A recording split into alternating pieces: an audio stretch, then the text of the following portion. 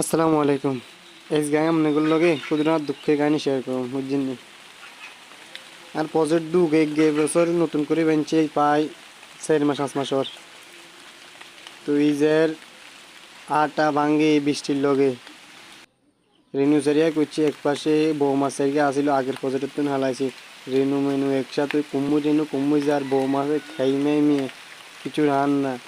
আর 2-3 ঘন্টা ওর বৃষ্টি নিয়ে কেনা বৃষ্টি হইলে আঙ্গু অস্তিত্ব থাকবো নি। এমনি হিয়ার আগের বার নোয়াখালীর যেই বন্যা হয়েছে মানুষ আর্থিকভাবে দুর্বল হয়ে গেছে। হিয়ার আগের বার আজ যেই ক্ষতি হয়েছে মেলাডিয়ার মাছ চলে গেছে ফসট আগের গো ভাঙি গেছে ইয়ানো 30-40 হাজার টাকা দিয়ে বেঞ্চি এবার নতুন যে বেনতে 80 হাজার টাকা গেছে শুধু কেরান দিয়ে বেনতে এমনি তো বদিলা টদিলা আছে নিজে খেয়েছি।